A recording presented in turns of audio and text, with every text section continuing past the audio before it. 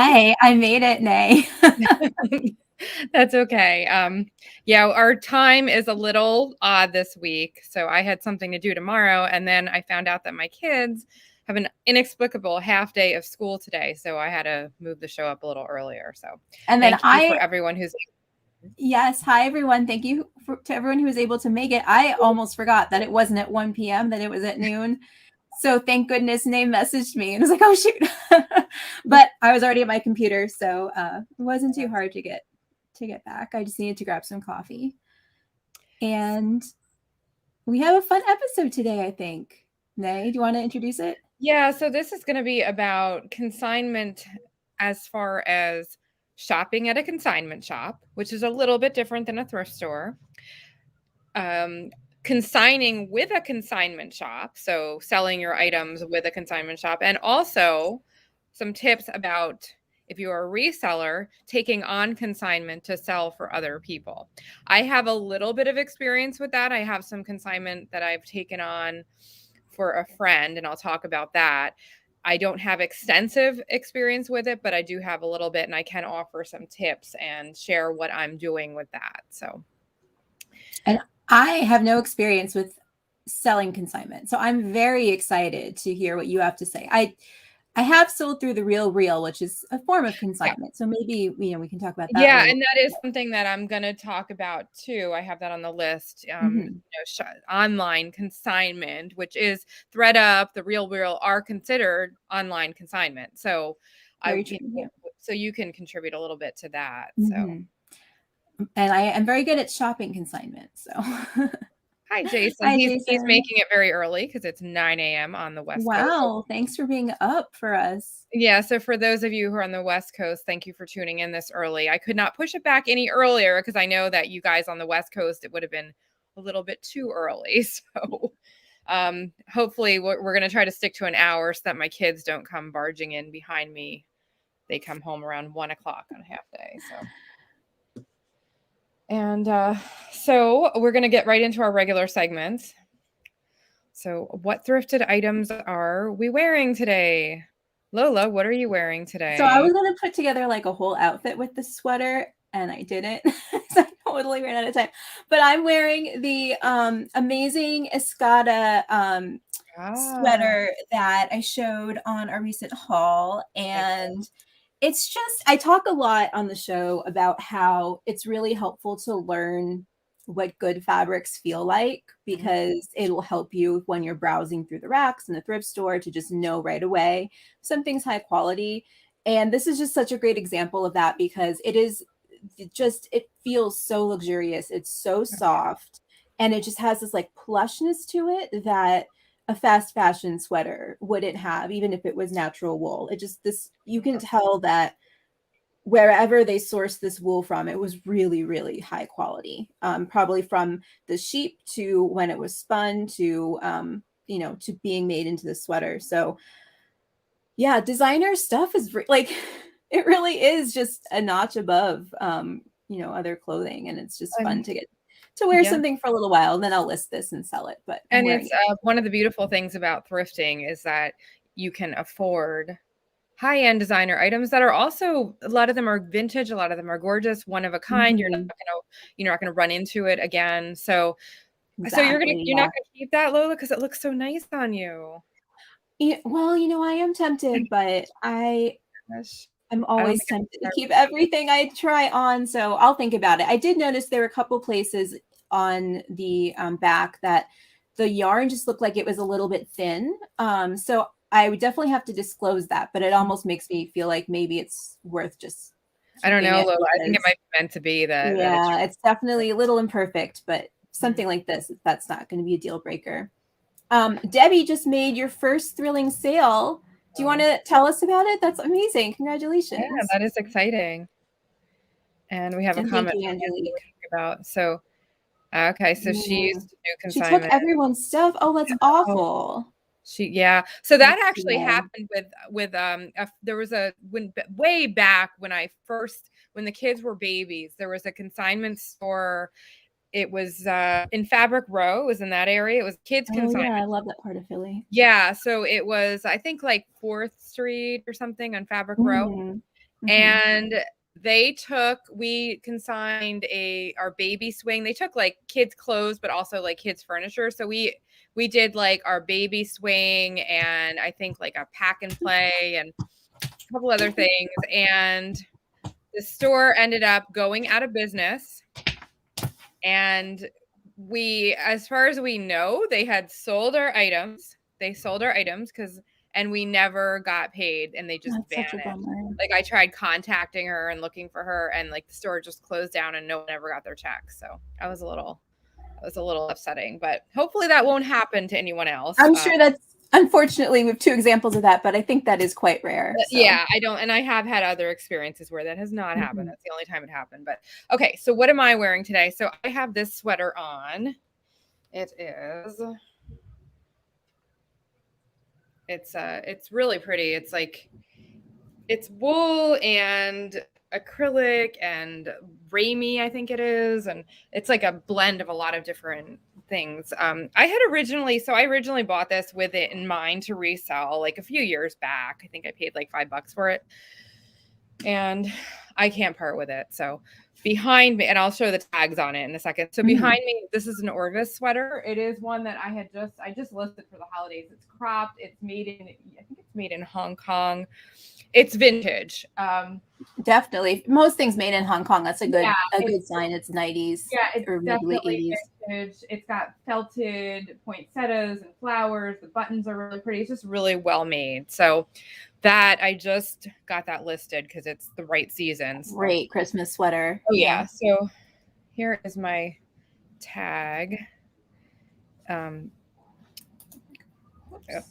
This is actually this is the buttons on this sweater. They're really beautiful. And yeah, you can just tell from that it's a well-made sweater. And here it is vintage. I'm thinking probably like 90s vintage. That's the tag. So yeah. So I don't know a lot about the brand or anything. It's just a really nice, pretty sweater. So yeah. And our home decor items of the week. So Lola, do you have a home decor item? I do. Well, I don't know what it is yet because you mailed it to me. I know part of what it is. You did show it on the show. Let's see. Okay, here it is. And I started cutting through the tape because good idea. Because I did tape. I did add a lot of eBay tape to that. Yeah. I love getting all the eBay tape. I was like, of course. So there's one item that you know about in there. Okay. And we did show that on one of the shows from my flea market haul. And the other item you do not know about was also, of course, thrifted, but I left that as a surprise for you. I cut through some of the packaging. Mookie? Oh no, my cat is getting into a potted plant. Mookie. Uh-oh. Cat problems.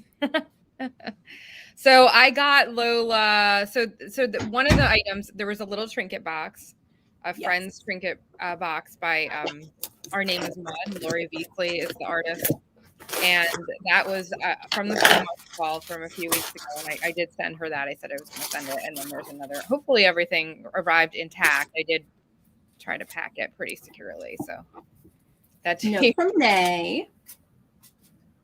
That tape just means that something there is multiple things in bubble wrap. Yeah. Yes, definitely. So. And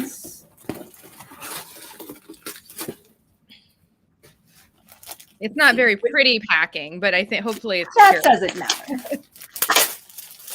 It's recycled material. More eBay tape. Oh yeah. I mean, I recycle all my packing material at this point.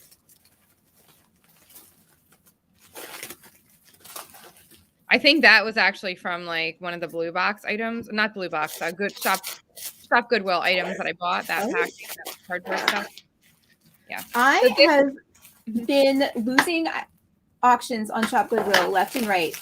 Someone is definitely sniping all of the sewing pattern auctions. I lost 2 in like the last minute last night. I was so bummed. So I bought this at local thrift shop here. Like, gosh, I've had it for a couple of months, Lola. I just kept meaning to send it to you, and I finally sent it with the box. I have a bunch of things to send to you too, so we'll probably do this. I found this. Like, it was obviously the perfect mug, and oddly, it kind of matches the box. So Aw, forever friends. So it's also Lori so Beasley. cute. Our name is Mud. It's the same artist that did the box, actually, oddly enough. So That's so funny. I love and how it it's has a big one. So it is nice and big, and I love how it's part of the message on the inside. You are my forever friend, forever for always, no matter what. Oh, thank you so much. This is going to be such a good coffee mug. Wash it good, because I did not wash it, so wash it. Yeah. Good thing you mentioned that, because I was tempted to pour my coffee into it. Yeah, no. I wash it before you use it. I'll have it next week on the show.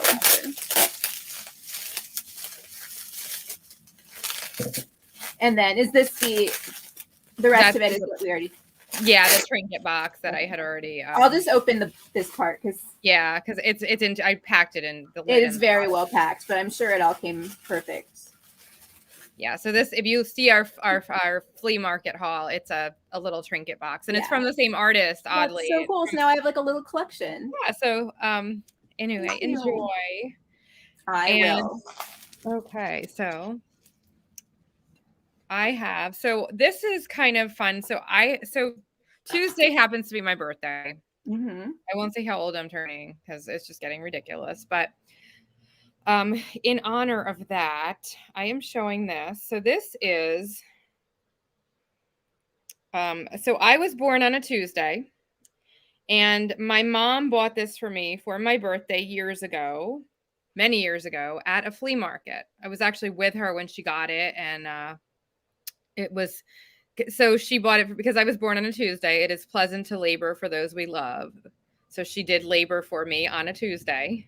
Aww. Yeah, so that is from my mom, and it's just a little plate, and it is Staffordshire, China, or no, I'm sorry. Yeah, it is Staffordshire, England.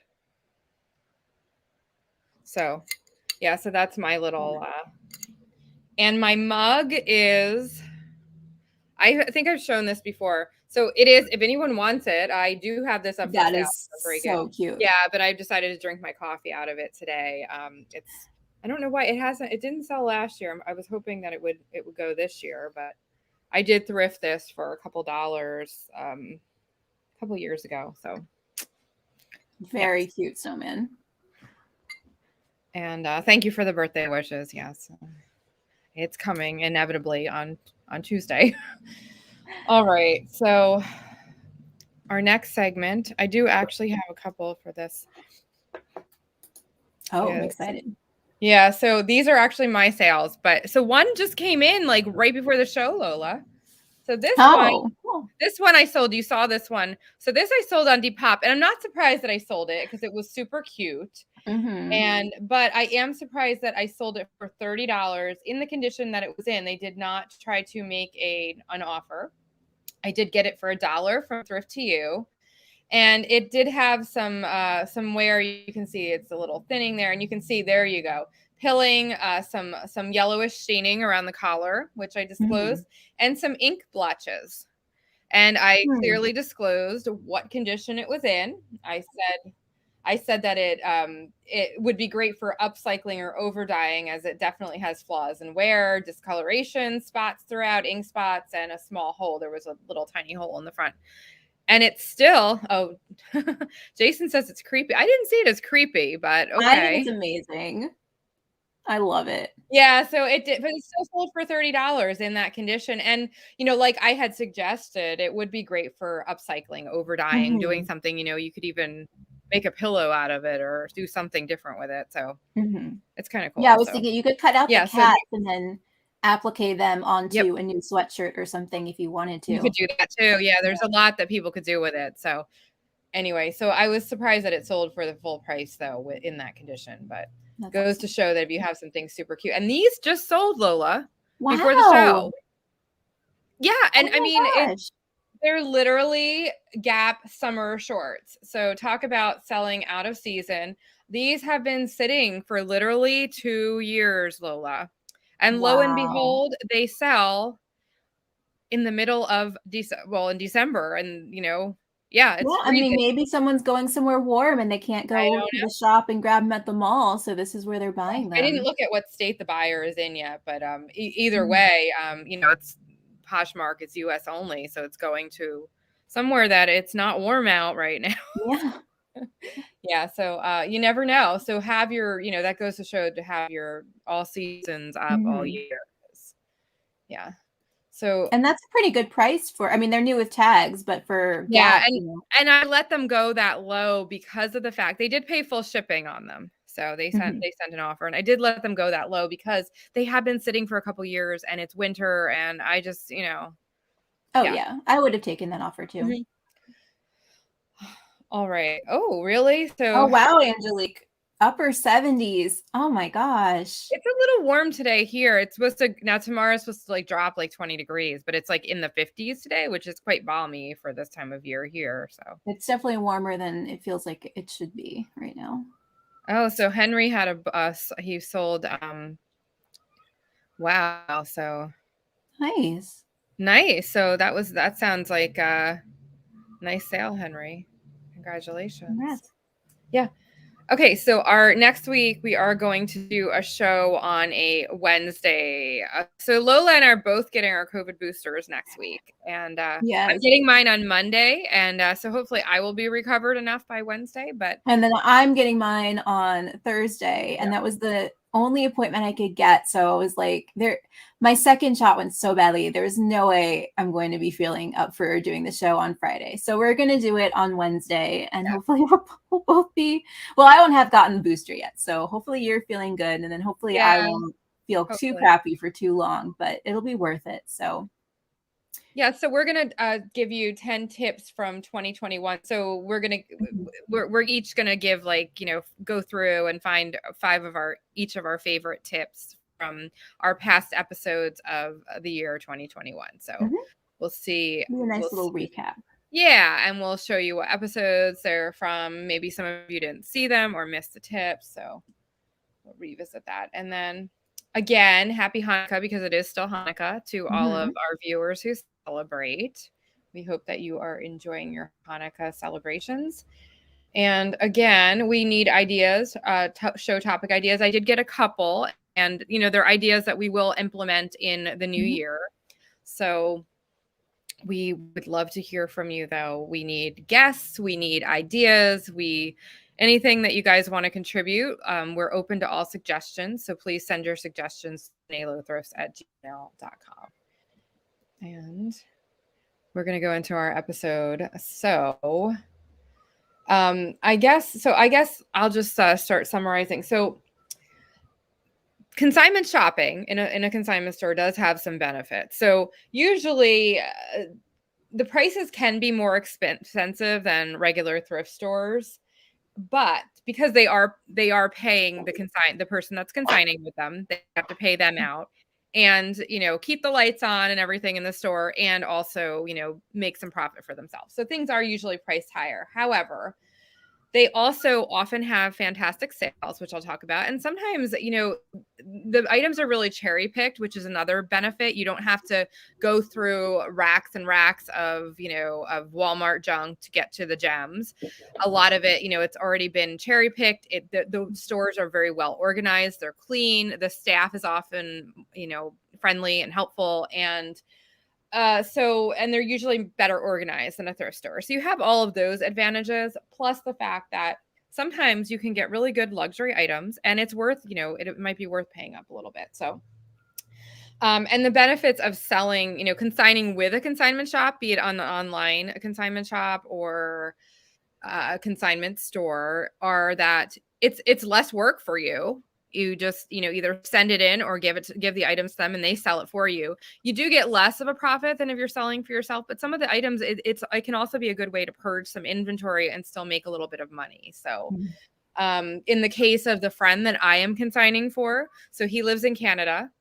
He doesn't sell on Poshmark. Some of these items are Poshmark specific, and he wanted to get them on Poshmark. And he also, some of the items weren't moving in Canada, and he thought maybe, they would move better in the US. And he also is concentrating more on Amazon now and not on eBay, doesn't sell on Poshmark. And these are items that would sell better on those platforms. And they're not going to sell on Amazon. So he thought, send them to me and, we'll split the profits. Yeah. So that, yeah. I mean, that's a great way to expand your audience. So that's one example where he's now reaching a different population of Poshmark shoppers. But you're sort of doing the same thing, even if you send your items into the Real Real, because the Real Real has a dedicated following of people who are looking for high-end brands versus Poshmark, where some people are looking for high-end brands and some people are looking for mall brands. And so it's a more, targeted group of people, and it might be different people who are looking. So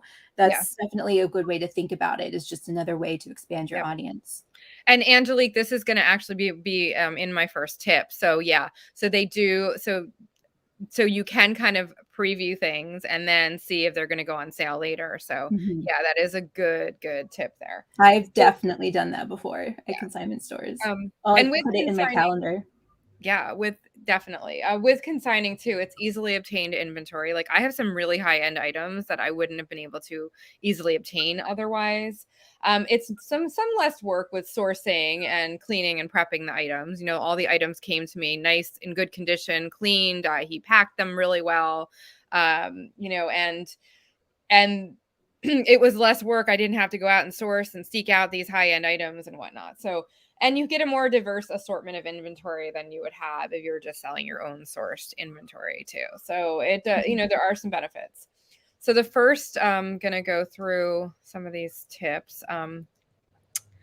So the first one, which goes well with what Angelique just said, is look for the sales. So most shops have a sale section. So my one shop has a $5 back room. My one consignment shop has the whole back is $5. So after the things don't sell, they put them in the back and everything's $5. So I have found some great stuff there. Some shops have a designated section or rack. I know Green Street in Philadelphia, that's another one. That's a chain local to our area. They just have one round rack in the back and everything is like, $5 or $10 or less on that rack. So, and so usually they are in the back of the store. So see if they do seasonal bag clear out sales. A lot of them do. At the end of the season, they want to get rid of the inventory and make room. They actually refresh the entire store again. So they purge all the inventory. And a lot of times they have like $10 bag sales. So ask if they have an email list or a social media account that you can get on the list or subscribe and follow so that you can stay on top of the sales and the store events. Some shops do the bag sale at the end of the season, and you can get great deals. So get the date, get in line early, and know that those sales can be quite chaotic. I think our shop opens, my one local shop I went a couple years ago on a Saturday morning. They open at 10. You have to be in line by 9 o'clock or you're going to be, because the line is like a mile in. And now I don't know I think they're still limiting like the amount of people that can go in the store with COVID because it's a small shop. So they're like, I know last year they were only allowing like a certain amount in at a time. So, if you don't get there early, you're going to miss out. You're not going to get the good stuff. So, and then see if there's colored tag sales or other sales. So my one local consignment shop, they start full price on everything and their tags are all different colors. And then every week they'll add another 50% off color. So eventually the whole store is 50% off. But, like one week it'll just be the green tags. And then the next week, the green and purple tags. And so, find out what colors, if they have that kind of thing. And, then eventually they do the $5 room. I think they have the whole store at one point before they do the bag sale is actually $5 an item. And then the bag sale is like $10 bag on the day. So, and then they restock the whole store and they start over. So that's a really cool way to do it. And it sounds nice because you also have multiple chances to get some great items for cheap. So checking the $5 might get picked over before it gets to the bag sale, but you're paying up slightly for a better selection. And then you still can go back for the bag sale, see what's left. Exactly. So I'm on their email list. So this is my one local store. And this is what they send, like blue tickets were just added to the price, and so I find out through the emails what is going on in the store, what sales, and it helps if I'm going to go in, I pay attention to this. Okay. So now they actually have a $3. I didn't know they dropped their $3 back room. So wow, that's even better. It was $5. So see, yeah. So 5 items for $12. I need to go in there. Yeah. So, yeah. So here's, and they also just did Sunday hours. So I got, they used to be closed on Sundays. So I got that notification through email. So you want to get on there. If they have an email list, it's a great thing to do. You will get all the latest information. And then also, they have Facebook and Twitter, and, if you stay up to date with their social media as well, that will help. So yeah, I actually really like getting on text messages, like text alerts for sales. It's like, I'm sure most people think it's super annoying, but I really appreciate it because it's the thing that I'll like actually check and then act on if there's, currently a sale that like if it's in the email, I'll just miss it. If it's on Instagram, I probably won't see it if it's, lost in the sea of other posts. So yeah, I intentionally will sign up for text messages. Yeah, absolutely. So here's their Instagram. This is this shop's Instagram page, and they have like highlighted, but then they will have like announcements about like the bag sale and whatnot. So, so pay attention to their social media too, for sure. My next tip is to check the dates on the tags. So most consignment shops have a code for the consigner. And then they have a code and they will have the date that the item came into the shop, because a lot of them will have in their terms, like they only consign for 60 days so they want to know and that's also how they mark down items, and they know how long it's been on the floor. So pay attention to the date on the tag. So, items sitting for a long time might go on sale soon. So if you see a date that's been out for a while, that might be a heads up that it's been on that might go on sale. But it also may be a red flag that it's sitting there for a reason, that maybe it's not going to, if it doesn't sell in the store so well, maybe it's not going to sell for you so well. And also items that are brand new on the floor, they might go faster. There might be something really good that just came out, and that's going to be swiped up by someone else. So, also pay attention to the very recently put out items, because those might be worth it too. So this is just an example of a generic tag. I don't have one from an actual consignment store, but this is just one that I found online, and you can see, and a lot of them look something like this. So, they'll have like the item, a lot of them will have like a code for the consigner, and then they'll have a date on the tag somewhere. So pay attention to that for sure. I know there is a consignment store in the town where I grew up that I used to go to all the time. And they would have the dates that things got marked down and how much on the tag as well. So it was really easy to check, like, oh, this is at 70% off right now. And a couple of times I remember having to point out to the cashier that like it was past a certain date. So it's also good just to double check, like make sure you know what the price is, what the discount is, and that you're getting the right price. Yeah, that's a very good point. So Brian did some consignment too. Interesting. And flea market. Okay. Yeah. That's another way to do it too. Yeah. Same with thrift stores. Yes. I've done that before, where I picked up things I donated and realized it was mine, and there was a reason I donated it. So the next one is, hold on, let me get back to my banners. So it's another buying tip. Don't be afraid to pay up for higher end items. So I kind of mentioned that, but some luxury or rare vintage items may be worth it. My local consignment shop has Gucci and Prada and, some really high end stuff. I have bought some Prada there. Their Gucci bags are really well worth it. Like it's a bargain if you're buying it for yourself, maybe not so much to resell. But you're still getting a huge discount on the bag. So if you want something for personally, maybe it's not going to be worth it as much to resell some of those items. But if you're looking for a luxury item for yourself, that might be the way to go, because they're very picky about quality. They are authenticated most usually. I mean, I know my shops are.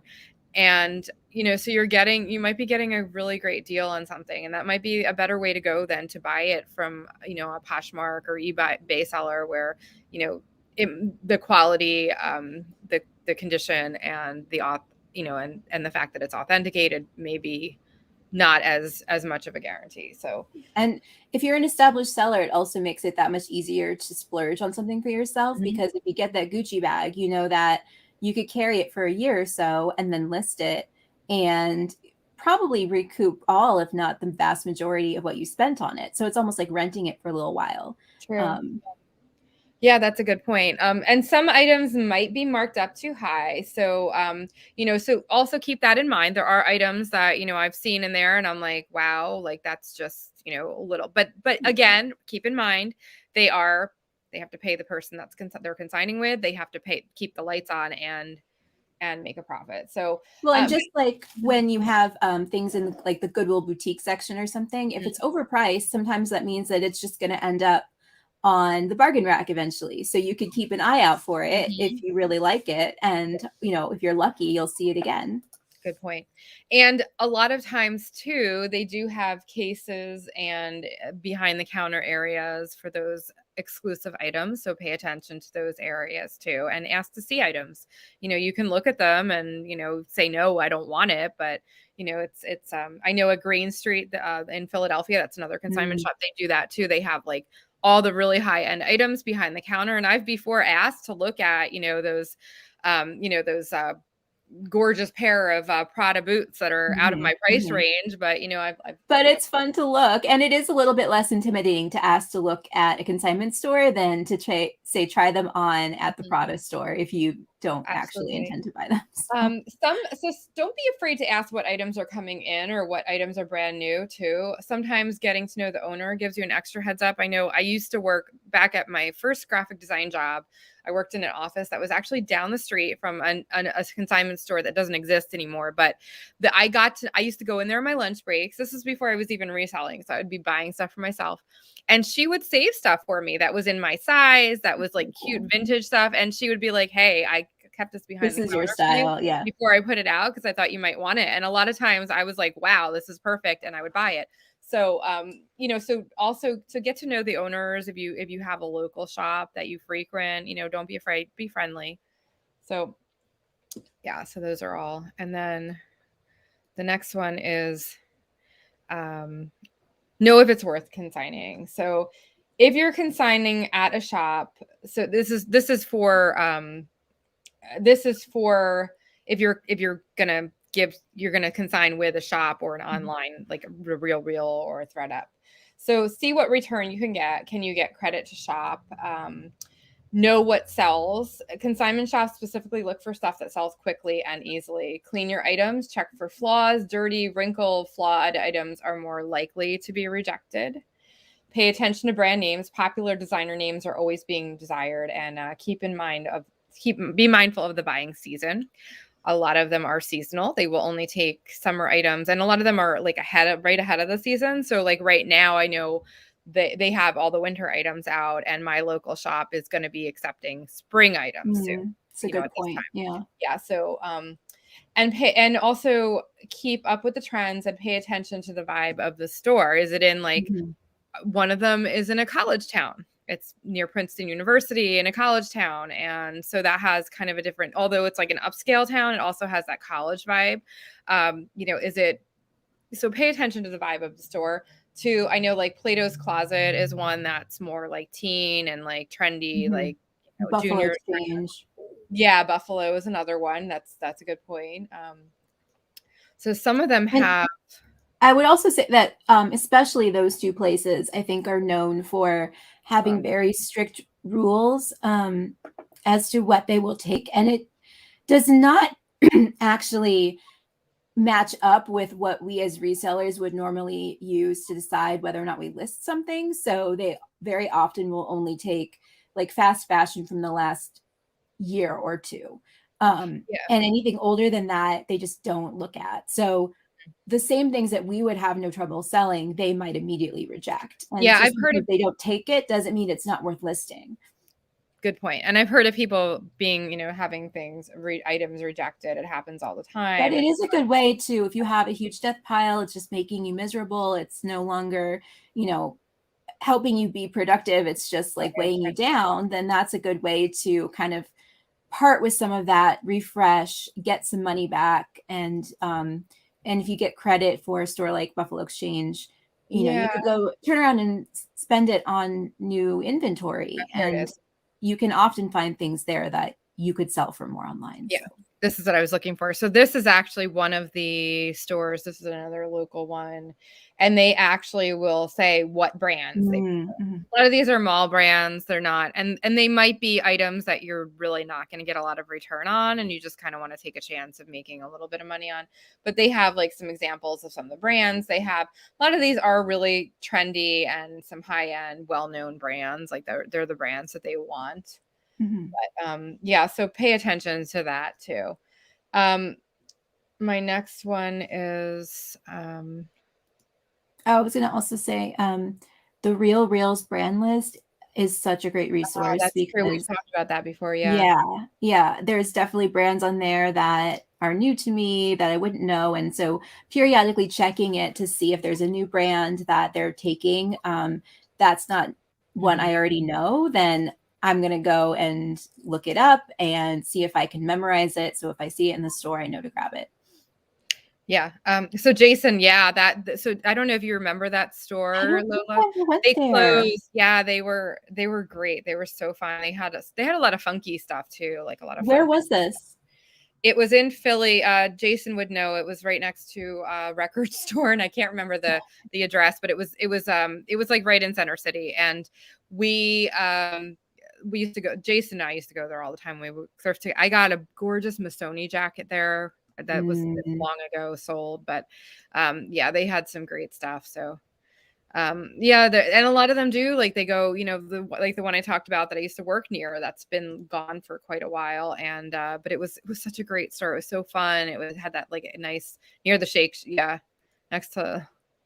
Maybe I did go in there. Was it like it was very high end and it felt a little bit like a they had some store. But just like a lot of racks. It was a consignment shop. It was small. It wasn't huge, but I think I might have gone in there once and realized I couldn't afford anything and left. Some of it though was I don't think I timed it well. There weren't any there weren't any sales or anything, but I remember Jason got this awesome denim, like acid washed denim jacket with like appliques. It was 80s. It was. Do you remember? Am I remembering that right, Jason? Because I do remember. I think that was the store that you got that at. The color rotation. Yeah. And that's the key to these stores. You have to be aware of their pricing, their sale strategies, and all of that to get the good deal. Right. Yeah. So my next tip is to see if you can get inventory credit. So this also applies to a lot of thrift stores. I know like Savers does that. We don't have Savers here in my area, but some shops will actually give you store credit. So you have to look at their policies for when you are consigning with them. And some of them actually, in some of their policies, they'll give you more store credit than they would have pay out. Yeah, that's a good point. So it might be a good way to clear out some unwanted inventory that isn't selling or personal items and get some new inventory that might sell better. So if they're going to give you more store credit than they would pay out, then that might be a good thing to take advantage of. And so look at their policies and see if you can get inventory credit, because it might be. ThredUp also has an interesting partnership with some brands where instead of cashing out in money, like actual money in your bank account, you can cash out in a gift card to pretty high end, like a pretty nice selection of brands. So, and then you do get a bonus. You get more money paid out that way. So I've considered doing that in the past where, once I get my payout, it's not a ton of money, but a little bit extra. And then I go and use that to buy something I could sell. And it's new with tags from a decent brand. And maybe I could find something good on sale or something. It seems like that might be a good opportunity to get some new and like current items in my Poshmark closet, especially. Yeah, Brian, like that all goes to like learn and some of the consignment stores might have a specific order of color rotation on their tags as well. So that can definitely apply. And our next one is to know the consignment shop policies up front before you commit. So a lot of them have right on their website, they have their policies are like, this is one of them that's near me. It gives you exactly what their policies are. And you can, of course, ask in person too. You don't have to make a commitment to consign. You can go in and say, hey, I'm thinking about consigning. Can you talk to me about it? And I'm sure they'll be thrilled because they want. So it tells you exactly what the consignment periods are. Like fall, winter is mid-August through mid-December. This place, they charge you to consign. There's a $7 consignment fee, which covers 25 items. So you can continue adding your items, find out if there's a fee. Some of them don't have a fee. And also they say that you can negotiate on some high-end items, but if it doesn't sell within a 6-week period, now in this shop, they give you a 50% commission. It's considered a store donation. So you might have paid that $7 consignment fee, and then your items you might be donating and paying $7. That's interesting. And so, in my experience, and maybe this has changed because it's been a while since I consigned, but usually you have a chance to reclaim your items. So that seems like that could be a deciding factor about where you end up consigning. So and that's what I wanted to point out. So some places do that. This particular store, you are signing an agreement that you are donating your items if they don't sell past the store. I know the store too that I did consign some items way back when that store near my old job, and all the items ended up being a donation. I did not make any money, and they just ended up going into the bag sale or whatever. So you do have to consider that. And know where you can get the most money too. So here's another one. This is Green Street, which is a chain, and they actually give you trade. So again, you can make more money with trades than actually getting. So that would be they give you the store credit. Exactly. So yeah, they call that a trade. So you can see that you can make more money that way. And they don't have an actual. They do have a reclaim deadline here. So if you don't get your items by that point, then it would be considered their property. So yeah, so that's a little different. This place is 45 days, some are 60 days. So you really have to really read the fine print and know exactly what their policies are before signing up, and shop around too. There might be some different ones in your area that you can. This is another one. So this one is a 60-day consignment period, and they give you a 40% payout. The other one that I just talked about is a 50%. So they're all different. Processing can take up to 2 to 4 weeks for this place. And they only allow you to drop off once per 60 days. So they all have very specific and different policies. So Plato's Closet is another one. I've heard that some people get, you can get a little bit of money through Plato's Closet. They tend to take like more juniors and trendier things. But they also reject a lot, I've heard. So, but so a lot of them, again, it's on their website. If it's not, ask in the store. Make sure that you find out all of that information before you commit. And so it might be an online shop. So it's technically, like I said, Lola, selling with ThredUp or Google they are considered consignment shops. So you've had some success with those. I have, yeah. I really like sending old inventory to ThredUp because it's just such a nice mental load off, and it's better than taking it back to the thrift store because you might get more than zero, whereas at the thrift store, you're definitely going to get zero. And then every now and then there's like a home run that you did not expect, or something sells for more on ThredUp than you could have sold it on eBay, especially if it was listed and sitting for ages for you and then sells in a few days on ThredUp. It's just always kind of fun. And it's nice to, like, you can check your account and see how things are selling, and you don't have to do any work. You know, you can just kind of see that you made a little bit of money and you didn't have to pack it, you didn't have to photograph it. Same with the Real Reel. The Real Reel, I mostly have used. They definitely don't pay out as well as they used to. So I used it a few years ago when the payouts were a lot more decent. I haven't really used it since.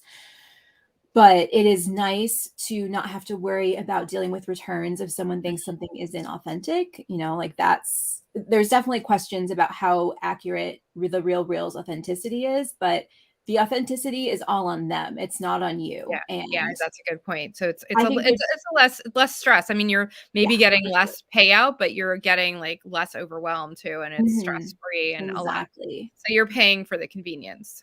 Yeah, and if you think about it as you're making a certain amount of money per hour that you're putting into the work, like, you Mhm. might actually come out ahead if you're sending some things into the Good Real point. Reel and not having to photograph it, not having to answer questions, not having to deal with returns. You know, that time could be used in other items. Yeah. So So another option, this is another guideline too, like they have, they mention, and you do want to make sure this too, that your items are clean, because they'll have a better mhm, chance selling too, and they won't get rejected, because a lot of these places are not going to take items that have flaws, that, so repair things, make sure they're clean, no odors, all that. It's kind of common sense. But so yeah, and then they also tell you like when, so read all the fine print. The other thing is you might have the option too, like my friend Randy did with me.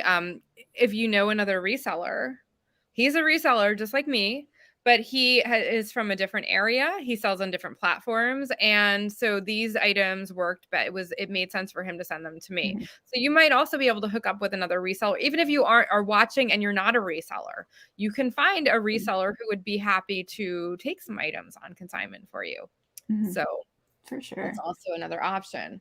And that brings me to our next couple tips are for if you are consigning for people online, if you're a reseller. So if you are consigning for others online, have a clear agreement. So be upfront with the person that you're consigning for. Tell them what you will and won't take, what your expectations are, and know that if their expectations are not realistic, communicate with them. So I'm really lucky with my friend Randy. He is so nice and chill and relaxed about it. Some of the items I still haven't gotten listed, and I got them like months ago from him. And if you can't do this with everyone, like you should list them as soon as possible.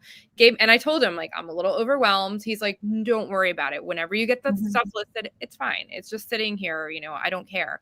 So we have an agreement that I'm like it's half and half. Some people might want 60-40, and whatever you're comfortable with doing.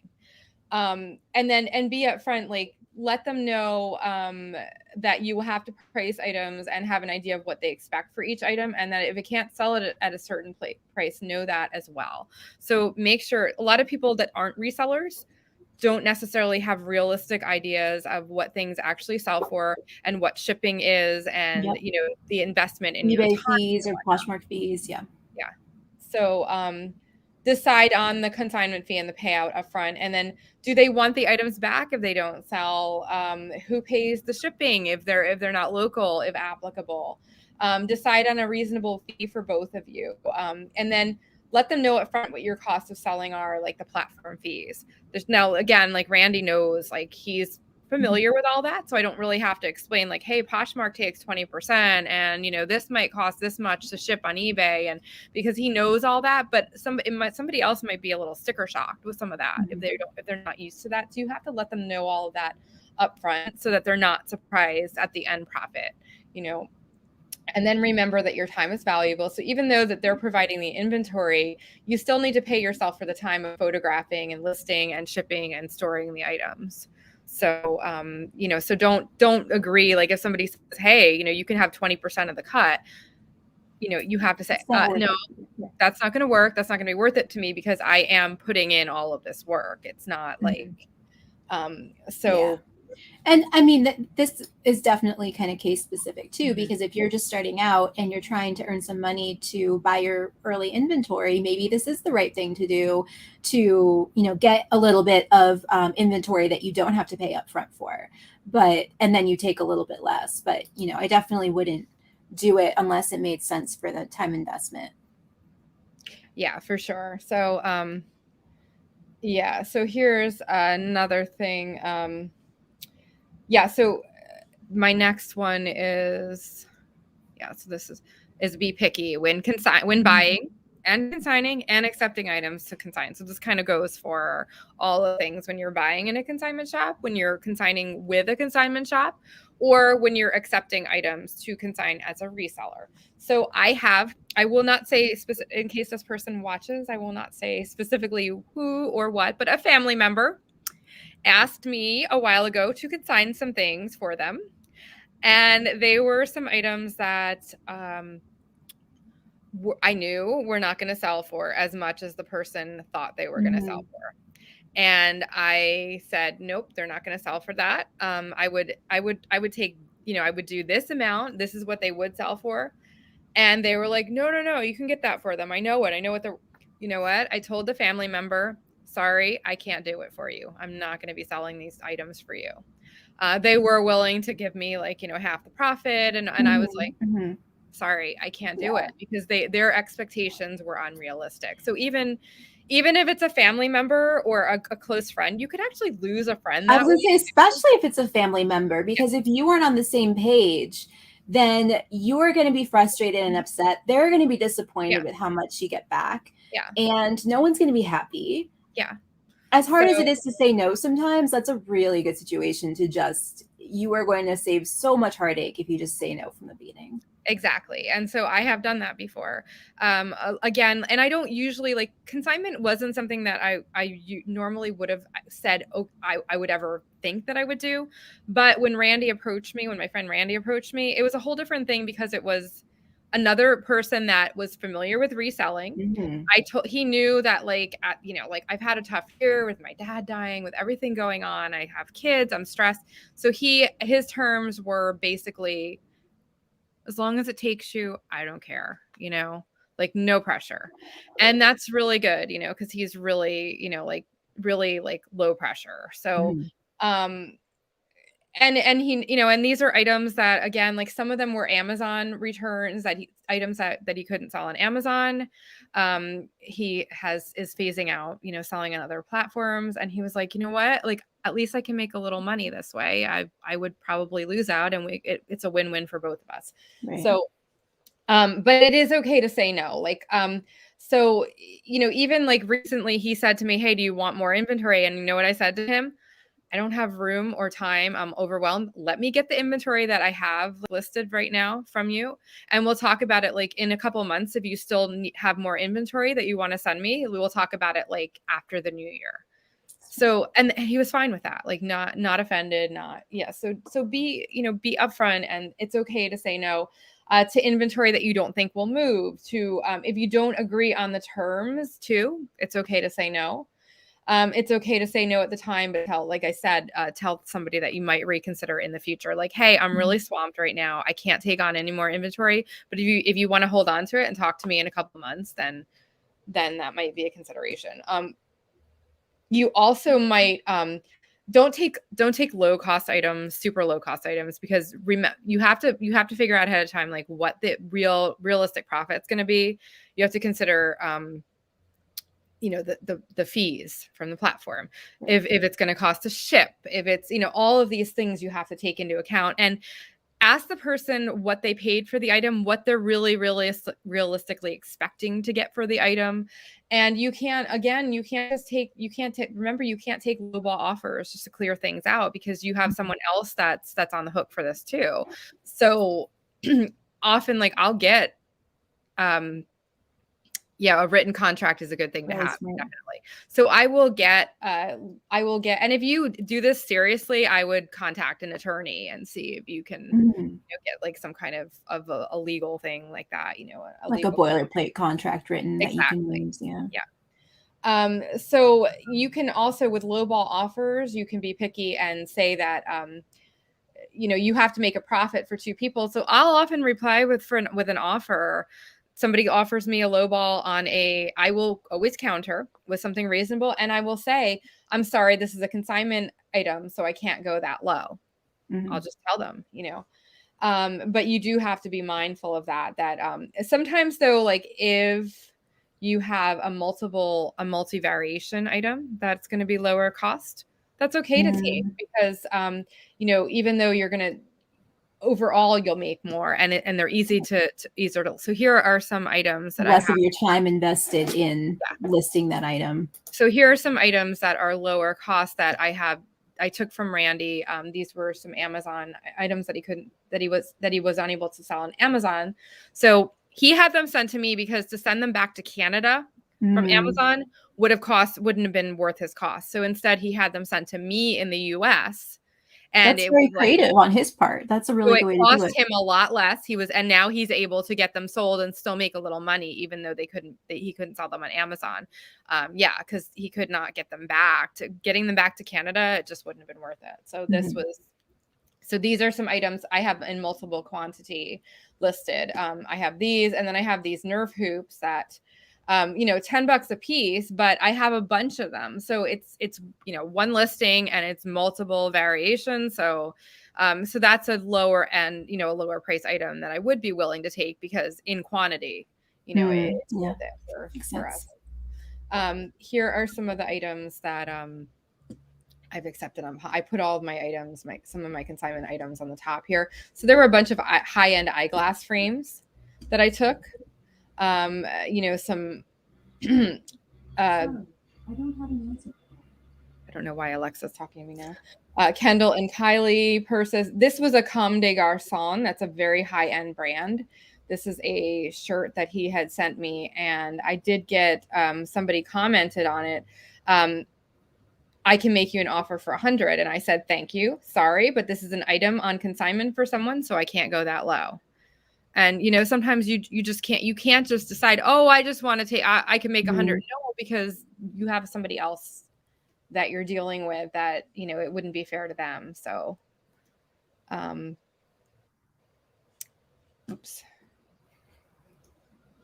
Yeah. So those were some of the items that I had taken for him.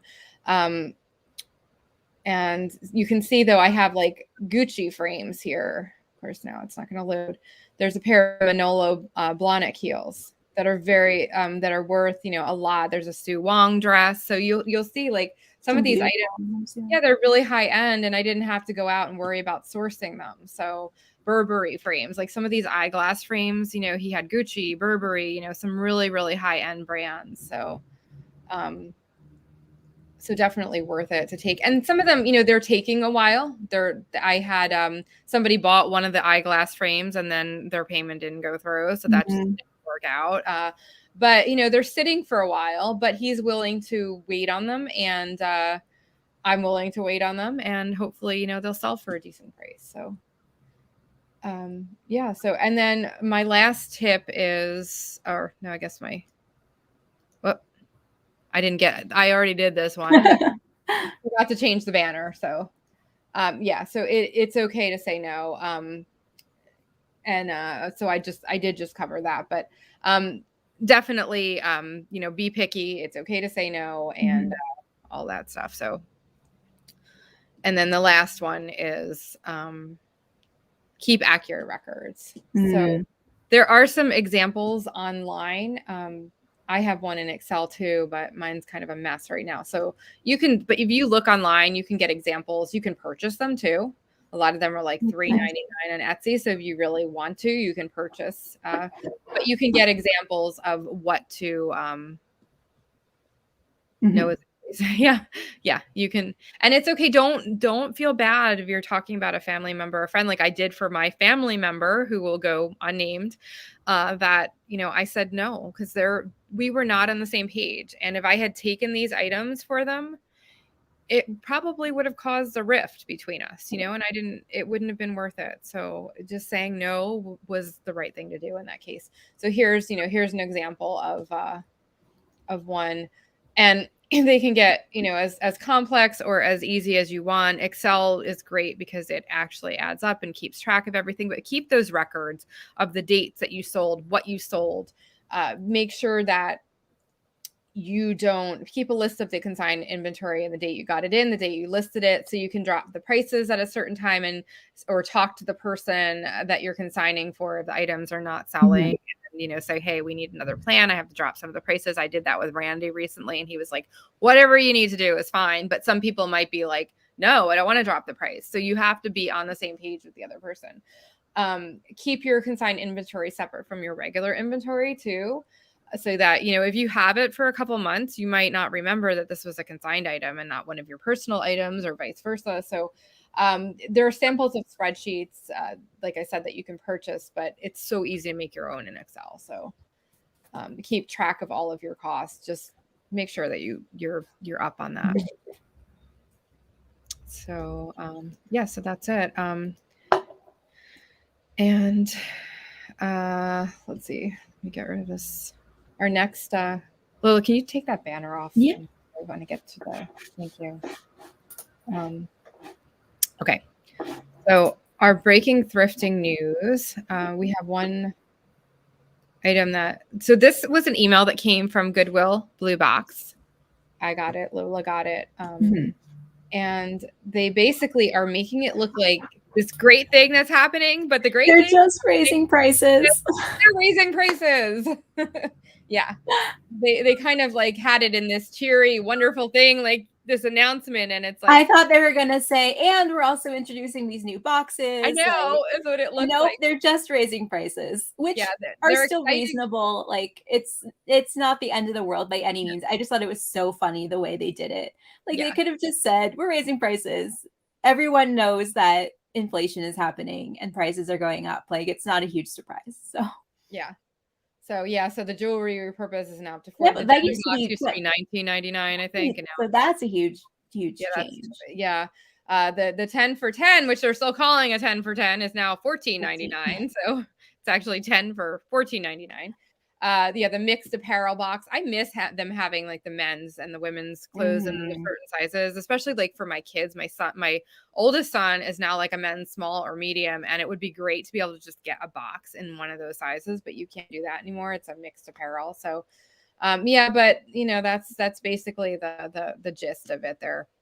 They had to raise their wages for their employees. They mentioned that too. Yeah. So, I mean, that's good. Like, I mean, it is good for them. Yeah. So, but it is. Yeah, and some of these are like, 10 for 15, not that bad. It's still a crapshoot depending on what you get. But I've also had so much good luck with their boxes in the past that like I could swallow a little bit more of an investment. So, our market report, I had some sales. So I showed this from our flea market haul. So cute. Yeah. So I actually sold it. I think I took an offer for $50, and I sold it to this really fun vintage shop. This guy that owns a vintage shop in Austin, Texas, and it's so adorable. And he had some videos, and he has like this fun vibe. So I actually wrote him a little note, and I was like, hey, we happen to have a YouTube show, no pressure, but if you're interested, we'd love to feature your shop as a guest. So we'll see. I don't know if that's going to actually pan out, but really cool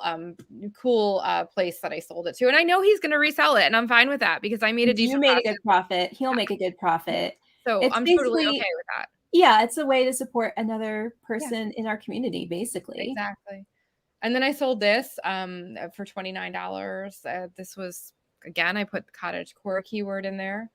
Just sold this. This is a good holiday dress. Wow, that's a great holiday party dress. Yep. And then this was from our haul from a couple weeks ago. I sold it I took an offer of $29.99 plus shipping. That's not bad. So so that went out. And then this was, I actually sold a consignment item before the show. Yay. So this was an item that Randy had sent to me. So they are selling for about $40 with free shipping. And this was when they paid shipping, it ended up being $44. They first offered me $20, and I said, sorry, this is a consignment item. I can't go that low. So I countered at $29 and they accepted it. So this is kind of a rare game, and it's heavy to ship. So that's why the shipping is a little costly. So yeah. So, we both made, probably a good $12 off of it. Not big, but still not bad. So I think he'll be happy that I just sold that. And so, yeah, it was just funny. I happened to sell a consignment item right before the show. Exactly. It was, Jason. Yeah. So, and then we have a question. Do you have any tips for buying or selling consignment items? So if you have had any experience with it, let us know. Mm-hmm. And as always, you can find us everywhere. I am mostly Thrifty. Lola is mostly Lola Run, except for on eBay, where we are Colbray Astic Dazzle and Low 2 hyphens Fight. Again, we are looking for we're looking for ideas for our show. So if you have any ideas, send your suggestions our way. And we are scheduling out our show episodes for 2022. So this is a great time. If you have an idea, we will get it on the schedule and definitely make use of it. So yeah. So, and again, next Wednesday, another odd day. Hopefully we'll both do well with our boosters next week. Fingers crossed. Yes. So 1 p.m. Eastern, 10 a.m. Pacific. We'll give you our 10. We'll revisit little nostalgia from our past year of shows. So be fun. So we'll see you then. Thanks for tuning in, everyone. Thank you. Have a great week. Bye.